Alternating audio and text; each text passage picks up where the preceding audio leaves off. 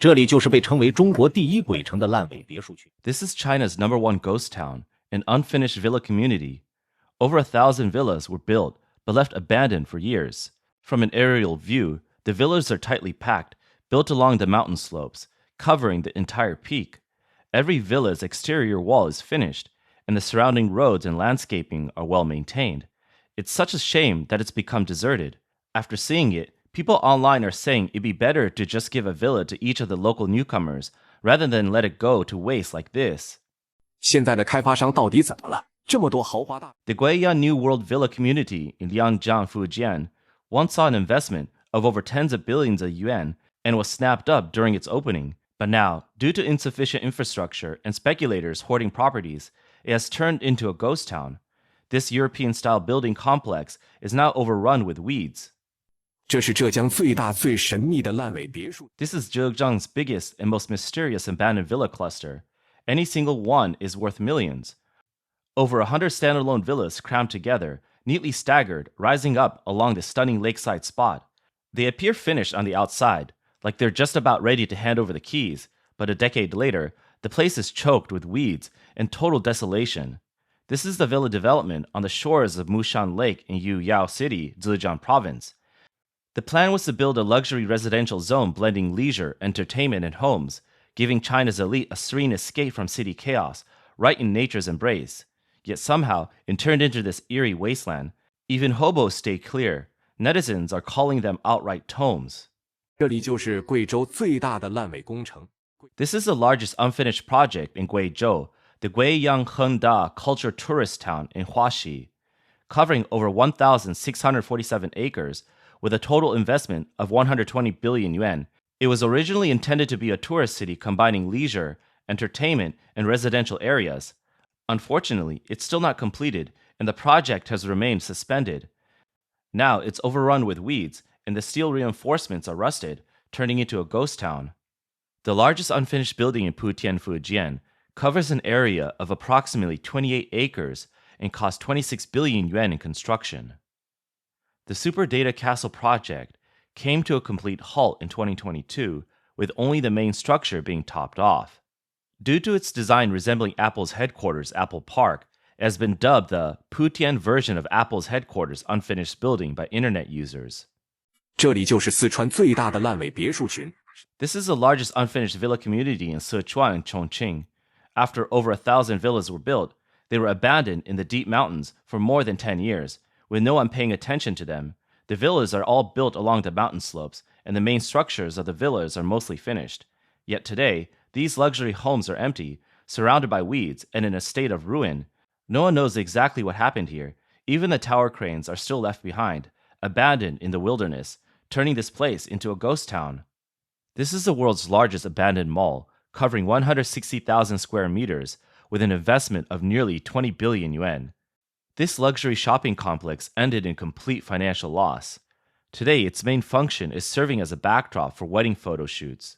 The Foshan Sanshui outlets, located in Lubao in Sanshui and known as a European town, operated for only a few months. The 2017 May Day holiday drew 100,000 visitors, but now the stores are cleared out and the buildings empty. The former shopping spot is deserted, leaving only buildings with weathered exteriors. The park has lost its form of vitality, replaced by desolation. Shop tenant Mr. Ye saw the town decline from prosperity to abandonment. In the early days after opening, many tourists came to shop. Later, popularity faded, and from 2020, almost no one visited. These ghost cities scattered across China pose a major threat to the economy. These vacant areas are not just concrete wastelands, but clear examples of overinvestment and resource misallocation, causing real hardships for residents. Housing prices around them have fallen sharply, and farmers' land were taken at low prices without compensation, leading to ongoing poverty. A project worth billions, intended to support families, instead pushed many into sudden poverty and worsened conditions for lower-income people. However, all these unfinished buildings combined may not match the scale of this standout failure, Xiong'an.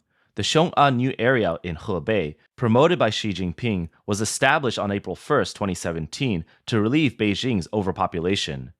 Investments exceeded 830 billion yuan, over 202 square kilometers, with 4,806 buildings and 804 kilometers of roads built, but vacancy rates remain high. Online videos show that during the National Day holiday, Xiong'an New Area had tall buildings but was still quiet. Streets had few people, and the aligned residential buildings looked like a block model with no signs of life from afar. Chinese netizens who visited described it as empty, like a post-apocalyptic site. On October 1st, a netizen uploaded a video stating, 给你们看了雄安新区啊。 "Let me show you Xiong'an New Area. Look at these shops. None of them are in business. All of them have for rent signs posted. I can't help but think the owners who bought these shops must be devastated. They came here to buy commercial properties, and now every single one is empty. It's just so desolate." Xiao Li, a delivery worker in Xiong'an, told reporters about a time his motorcycle broke down and he took a taxi home. The driver smiled wryly and said, "I can pick up workers during the day, but at night there are almost no passengers." Xiao Li pointed to the business areas along the road and said, "Many places have recruiting tenant signs because no one is buying homes or opening shops." The Xiong'an High-Speed Railway Station is promoted officially as Asia's largest station, with a building area of 475,000 square meters, equal to 66 football fields. It opened in December 2020 and currently operates the Beijing-Xiong'an Intercity and Tianjin-Xintai Intercity lines, with 20 pairs of trains daily, 18 to Beijing West and 2 towards Tianjin. On October 5th, a netizen recorded the Xiong'an New Area high-speed railway station during China's National Day holiday. The waiting hall had very few passengers, with only a few staff members at work. Xi Jinping originally planned for the Xiong'an New Area to house 5 million people. 8 years later, the permanent population is 1.3 million, well below the expected 5 million. Netizens now mock Xi's Millennium Plan as a Millennium Empty City. Numerous unfinished projects nationwide highlight the gaps in the Chinese Communist Party's self-described infrastructure prowess. To create an appearance of rapid economic growth, widespread demolition and construction have resulted in infrastructure remnants, including ghost cities, empty office buildings, and many long idle, ghost high-speed rail stations. Over a decade ago, China's high-speed rail was praised as a world miracle and a symbol of national strength. Now it's a debt burden, affecting local finances and residents' lives. According to official CCP data, China's highways total 190,000 kilometers, and high-speed rail exceeds 48,000 kilometers. The railway group's financial reports show liabilities nearing 6 trillion yuan by the end of 2024, with a debt-to-asset ratio of 67.5%. By mid-2025, this rose to 68.3%. Although high-speed rail loses money daily but construction continues, over the past decade, the network expanded rapidly to reach every county, village entrances, and tourist sites, even without sufficient passenger traffic. Recently, a wave of high-speed rail service suspensions has spread across regions. In the first half of 2025, at least 26 stations were completed but left unused or closed. These stations include some in small cities, such as Hele Station in Wanning, Hainan, Yangzhong Station in Chengjiang County, Yunnan, Ulanmutu Station in Fuxing, Liaoning, and Zhuliangshan Station in Zhuzhou, Hunan. Others are suburban stations in second and third tier cities like Jijingdong Station in Nanjing, Jingning East Station in Kunming, Jialuhe Station Zhezhong, and Pu'an Station Wuhan. Additional ones are suburbs of central cities, including Yizhuang Station in Beijing and Shanglu West Station in Chengdu. Why do these high-speed rail stations open and then close, or get built and then stop operating? Simply put, low passenger numbers make them unsustainable. Many netizens have complained on social media. When riding the high-speed rail, the whole car just has a few people, like chartering a private train. A retired railway worker from Puyang said that trains used to serve people's livelihoods, but now high-speed rail serves political achievements. Ordinary people can't even afford a 10 yuan greenskin train ticket, much less a 120 yuan high-speed rail fare. High-speed rail operations are major financial drains. Maintaining tracks, buying electricity, and paying salaries are all real costs, and high-speed rail demands perfect timing with no errors, which increases maintenance expenses.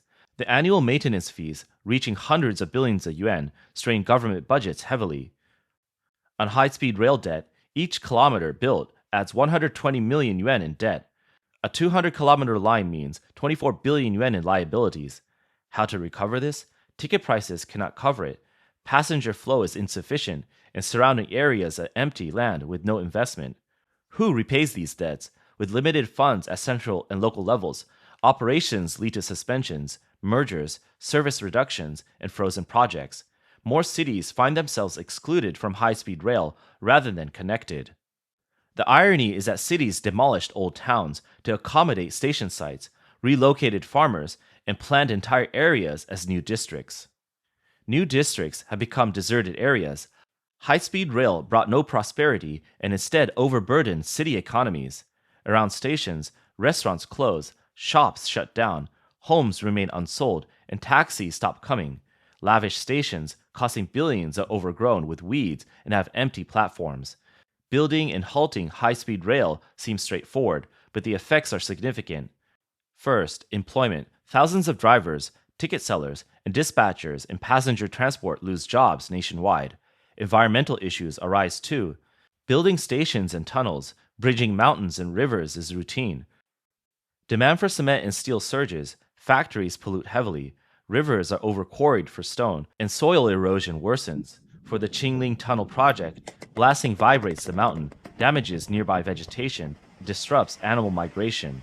Construction generates high emissions and a large carbon footprint, leading to substantial greenhouse gases that worsen global warming, sea level rise, and more extreme weather events. This was foreseeable. 5 years ago, economists from Taiwan predicted that China's high-speed rail is not a path to prosperity, but a final train to debt collapse. Now, high-speed rail in small cities stand idle, passenger numbers along lines drop sharply, finances cannot support it, local governments hesitate to build, people cannot afford fares, and infrastructure becomes hollow shells. Station closures are just part of China's overbuilt infrastructure. Local governments aiming to boost GDP dig tunnels and lay tracks extensively. Many elevated bridges in remote mountains remain unfinished due to funding shortages. 中国最可惜的烂尾高速。 The most regrettable unfinished highway in China, the Jiangxi Expressway, a staggering 5.8 billion yuan of funds have been sunk into the deep mountains. This road, which is supposed to connect the provinces of Yunnan and Guizhou, now only has a row of lonely bridge piers left standing. The most spectacular of them is the Tongche-He Grand Bridge, with a vertical height of 230 meters. During construction, the roar of the machinery shook the entire valley, but for various reasons, the project was suddenly halted. Roads were carved into sheer cliffs, and rainbow-like bridges were meant to span across deep, endless ravines. This infrastructure frenzy has not only brought severe consequences to China's economy, but also serves as a massive scam involving fiscal mismanagement, hidden debts, and ordinary citizens footing the bill. After 2008, the Chinese Communist Party launched a 4 trillion yuan stimulus plan to cover up economic weakness, driving infrastructure investment to 40% of GDP. Officials boasted that infrastructure-driven growth increased by 8%, but what is the truth? By August 2023, local government debt in China had reached a staggering 94 trillion yuan, with 6 trillion yuan in high-speed rail debt, 10 trillion yuan in empty ghost cities, and over 20,000 unfinished projects, totaling 20 trillion yuan in lost investments. Over the years, officials at all levels have found real estate profitable. Governments shifted focus to building houses, roads, high-speed rail, and other infrastructure. These projects deliver performance metrics, boost GDP, and provide additional benefits. Without such projects, how could officials generate income? How would their associates, relatives, and families prosper? Central transfers and local debt have become resources that officials view as opportunities not to be missed. This represents systemic issues beyond isolated corruption. China's unfinished buildings do not stem from failed developers alone, but from citizens' savings in state banks and government revenues from the public. The CCP may have recognized issues with stalled projects and that the continued investment without stops would lead to an endless void with no returns. Recently, China's Ministry of Natural Resources issued a rare statement saying urban construction has entered a stock era. Official state future work will involve revitalizing and optimizing rather than large-scale demolition and building, making this a main direction for land space planning. On October 11th, CCP media like Xinhua and Global Times reported that the ministry issued the Guidelines for Revitalizing and Optimizing Urban Stock Space. It requires regions to strictly control increments, revitalize stock, optimize structures, improve efficiency by addressing inefficient land, redeveloping old towns and industrial areas, and activating historic districts to promote urban regeneration. Beijing urban planning scholar Zhang Zunyi said, "This so-called guideline is a statement to limit losses from the official infrastructure surge. When local finances can no longer support large-scale projects, the central government uses revitalizing stock to mask contraction, similar to terming unemployment flexible employment." He noted, "The CCP scaling back is not from policy insight, but from cash flow drying up. With no funds, everything's reset to zero. This pause may slow the Belt and Road too, though not admittedly openly." Per IMF estimates, by 2025, CCP local governments' explicit and implicit debt nears 90% of GDP. The past cycle of debt-sustaining debt and building for growth is almost depleted, forcing localities to seek new growth stories in existing urban spaces. Li Kang, a real estate analyst at a major Beijing state-owned enterprise, said, "Revitalizing stock is just substitute language under debt strain. With land sales revenue dropping sharply, governments struggle to cover expenses. Urban renewal is seen as a new path, but with long cycles and limited returns, it is not a new model but prolonging the old one." Several economists view no more large-scale demolition and construction as apparently a return to rational urbanization, but actually showing structural imbalances and fiscal depletion. It signals the end of China's 15-year infrastructure frenzy era, moving from illusions of prosperity in steel and concrete to accounting for debt in reality.